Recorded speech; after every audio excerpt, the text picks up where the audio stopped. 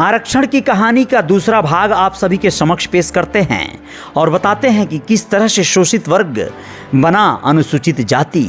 जी हाँ, बॉम्बे सरकार ने 1928 में बनाई कमेटी की सिफारिशों पर शोषित वर्ग, आदिवासी और पहाड़ी जनजाति और अन्य पिछड़ा वर्ग के हिसाब से 3 सूचियां तैयार कराई थीं। साल 1934 में संबंधित विभाग की सालाना रिपोर्ट में शोषित वर्ग के लिए पहली बार अनुसूचित वर्ग शब्द का इस्तेमाल किया गया। इसके बाद भारत सरकार अधिनियम 1935 में शोषित यानी अछूत वर्ग को अनुसूचित जाति कहा गया। साथ ही अनुसूचित जातियों के लिए प्रांतीय विधान परिषदों में कुल 151 सीटें पूना समझौते से 3 अधिक और केंद्रीय विधायिका की 25 सीटें आरक्षित कर दी गईं। सरकारी नौकरियों में मुसलमानों के लिए 25% सीटें पहले से ही आरक्षित थीं। ऐसे में योग्यता के आधार पर अनुसूचित जातियों को सरकारी नौकरियों में आरक्षण भी तय हुआ। 1947 में देश की आज़ादी के बाद भी आरक्षण की कहानी जारी रही। संविधान सभा में सवाल उठा कि आज़ादी के बाद आरक्षण की जरूरत क्या है। सभी देशवासी मिलकर देश चलाएंगे। आरक्षण के विरोध में उठते स्वरों को देख एक सलाहकार समिति गठित की गई। समिति ने विधानसभाओं में अनुसूचित जातियों को आरक्षण दिए जाने की सिफारिश की। चर्चा के दौरान मद्रास से निर्वाचित एस नागप्पा ने कहा कि मैं आरक्षण के उन्मूलन के लिए तैयार हूं, बशर्ते हरिजन परिवारों को 10 एकड़ दलदली और 20 एकड़ सूखी जमीन मिले। हरिजन बच्चों को यूनिवर्सिटी स्तर तक की शिक्षा फ्री दी जाए। सिविल और सेना में प्रमुख पदों का 5वां हिस्सा उन्हें दिया जाए। संविधान सभा में आरक्षण देने के बाद आधार पर ही बहस हुई। के.एम. मुंशी ने शैक्षणिक सामाजिक रूप से पिछड़े लोगों को इसमें शामिल करने की मांग की। इन सब के बाद भी लंबी बहस चली और अंत में तय हुआ कि आर्थिक आधार पर आरक्षण देना ठीक नहीं है, क्योंकि इसका उद्देश्य गरीबी हटाना नहीं बल्कि छुआछूत जैसे भेदभाव को खत्म करना है। संविधान सभा में तय हुआ कि जातियों को उनके सामाजिक और शैक्षणिक पिछड़ेपन के आधार पर आरक्षण दिया जाएगा। अब सवाल था कि आरक्षण कब तक दिया जाना चाहिए। इस पर संविधान सभा के सदस्य हृदयनाथ कुंजरू ने कहा कि संविधान लागू होने के बाद 10 साल तक आरक्षण देने में कोई बाधा नहीं होगी, लेकिन ये प्रावधान हमेशा के लिए नहीं लागू होने चाहिए। समय समय पर इसकी जांच होनी चाहिए कि पिछड़े तबके की स्थिति में बदलाव आ रहा है या नहीं। कुछ अन्य सदस्यों ने इस पर सहमति जताई। साथ ही राय दी कि जरूरत पड़ने पर इस अवधि को आगे बढ़ाने का भी प्रावधान हो। वहीं कुछ सदस्यों का मत था कि आरक्षण हमेशा के लिए लागू किया जाना चाहिए।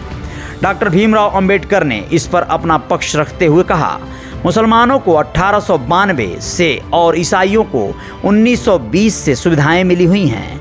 अनुसूचित जाति को 1937 से ही कुछ लाभ मिल रहे हैं, इसलिए उन्हें ज़्यादा लंबे वक्त तक सुविधाएं दी जानी चाहिए। चूँकि एक बार में 10 साल तक के लिए रिजर्वेशन का प्रावधान पास हो चुका है, तो मैं इसे स्वीकार करता हूँ। हालांकि इसे बढ़ाने का ऑप्शन हमेशा रखना चाहिए। इस तरह तय हुआ कि हर 10 साल बाद रिजर्वेशन की समीक्षा होगी और तय होगा कि इसे आगे जारी रखना है या नहीं। गौरतलब है कि 10 साल की यह व्यवस्था सिर्फ राजनीतिक आरक्षण यानी संसद और विधानसभा सीटों के लिए निर्धारित की गई है। नौकरी और शैक्षणिक संस्थानों में आरक्षण की समय सीमा का उल्लेख संविधान में नहीं है। सुप्रीम कोर्ट की संविधान पीठ ने 16 फरवरी 2024 को आरक्षण से जुड़े एक मसले की सुनवाई के दौरान कहा कि पिछड़ी जातियों में जो लोग आरक्षण के हकदार थे और लाभान्वित हुए, उन्हें अब आरक्षित कैटेगरी से बाहर निकलना चाहिए। उन्हें अधिक पिछड़ों के लिए रास्ता बनाना चाहिए। देश में सामाजिक और शैक्षणिक पिछड़ेपन की स्थिति जानने के लिए 1979 में प्रधानमंत्री मोरारजी देसाई ने मधेपुरा से सांसद बिंदेश्वरी प्रसाद मंडल की अध्यक्षता में दूसरे पिछड़ा वर्ग आयोग का गठन किया। इसे मंडल कमीशन कहा गया। मंडल कमीशन ने दिसंबर 1980 में अपनी रिपोर्ट पेश की थी। इसमें विभिन्न धर्मों के करीब 3,500 पिछड़े समूह चिन्हित किए गए थे। कमीशन ने सरकारी नौकरियों में इन्हें 27% आरक्षण देने की सिफारिश की थी। इस रिपोर्ट पर करीब 10 साल तक कुछ नहीं हुआ। 1989 लोकसभा चुनाव में मंडल कमीशन की सिफारिशें लागू करने का वादा करके सत्ता में आए वीपी सिंह ने 7 अगस्त 1990 को मंडल कमीशन की सिफारिशें लागू कर दी। इसके बाद पूरे देश में इसका विरोध शुरू हो गया, लेकिन सरकार पर कोई असर नहीं हुआ और 13 अगस्त को इसकी अधिसूचना भी जारी कर दी गई। इसके बाद पूरे देश में आरक्षण विरोधी आंदोलन और तेज हो गए। वीपी सिंह के लिए लगने लगा नारा, राजा नहीं फकीर है, देश की तकदीर है, अब राजा नहीं रंक है, देश का कलंक है में बदल चुके थे। एक विरोध प्रदर्शन में दिल्ली यूनिवर्सिटी के स्टूडेंट्स राजीव गोस्वामी ने खुद को आग लगा ली थी। बीजेपी उस समय वीपी सिंह सरकार को बाहर से समर्थन दे रही थी। अब आप लोग आगे जानिए कि संविधान सभा में धार्मिक आरक्षण को लेकर भी लंबी बहस चली और आखिर में साफ हो गया कि धर्म के आधार पर आरक्षण नहीं दिया जा सकता। सामाजिक और शैक्षणिक पिछड़ापन ही आरक्षण का मूल आधार होना चाहिए। मंडल आयोग की सिफारिश पर 3743 जातियों को मिलाकर उन्हें ओबीसी में 27% आरक्षण दिया गया। इसी मंडल आयोग ने मुस्लिम समुदाय की कुछ जातियों को भी ओबीसी में शामिल किया। इसलिए मुस्लिम जातियों को केंद्र और राज्य स्तर पर अन्य पिछड़ा वर्ग ओबीसी के तहत आरक्षण मिलता है। संविधान के जानकार प्रोफेसर फैजान मुस्तफा के मुताबिक कुछ मुस्लिम जातियों को पिछड़े वर्ग में शामिल होने की वजह से आरक्षण दिया गया।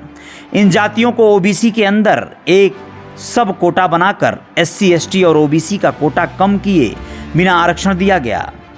आप लोग ये भी जानिए कि आर्थिक आधार पर आरक्षण देने की मांग बड़ी लंबी रही है। मंडल आयोग ने भी इसकी अनुशंसा की थी। 2019 में आर्थिक आधार पर आरक्षण लागू होने से पहले 21 बार प्राइवेट मेंबर बिल लाया जा चुका था। नरसिम्हा राव सरकार ने भी 1992 में इसके लिए नोटिफिकेशन जारी किया था, लेकिन संविधान में आर्थिक आधार पर आरक्षण का प्रावधान न होने से सुप्रीम कोर्ट ने इसे निरस्त कर दिया था। मोदी सरकार ने इसके लिए 2019 में 103वां संविधान संशोधन किया। इससे संविधान में आर्टिकल 15(6) जोड़कर राज्य को आर्थिक रूप से कमजोर वर्ग ईडब्ल्यूएस के लिए कानून बनाने का अधिकार दिया गया। वहीं आर्टिकल 16(6) जोड़कर ईडब्ल्यूएस को 10% आरक्षण देने का प्रावधान किया गया। सरकार के इस फैसले के खिलाफ भी सुप्रीम कोर्ट में 40 से अधिक याचिकाएं दाखिल हुई हैं। दलित दी गई ईडब्ल्यूएस आरक्षण संविधान के मूल ढांचे के खिलाफ हैं, लेकिन नवंबर 2022 में फैसला सुनाते हुए संविधान पीठ ने इसे वैध घोषित कर दिया था। अब आप जरा सोचिए, राजीव गांधी ने 1989 में स्थानीय निकायों यानी ग्राम पंचायत, नगर पालिका आदि में महिलाओं को 1/3 आरक्षण देने के लिए संविधान संशोधन बिल पेश किया था। बिल लोकसभा में तो पारित हो गया, लेकिन राज्यसभा में चूक गया।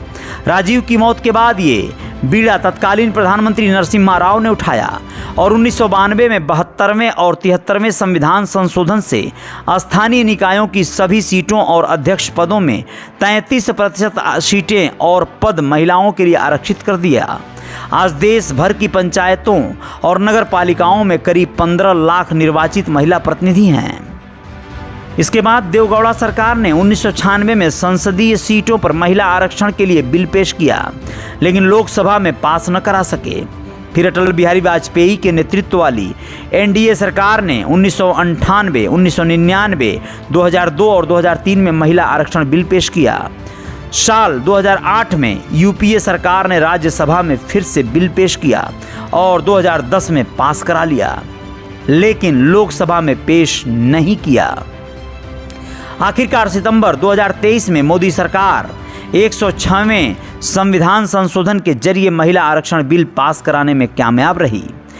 29 सितंबर 2023 को देश की राष्ट्रपति द्रौपदी मुर्मू ने भी इसे मंजूरी दे दी थी।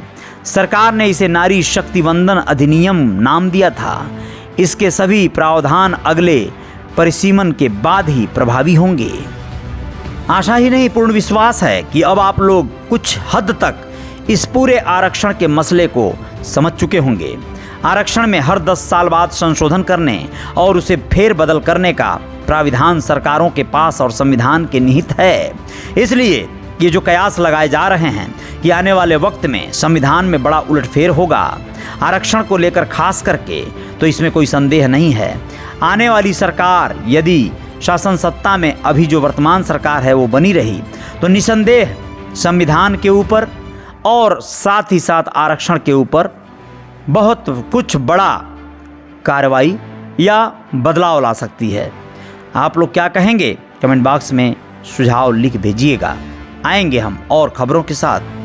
बहुत बहुत शुक्रिया, धन्यवाद।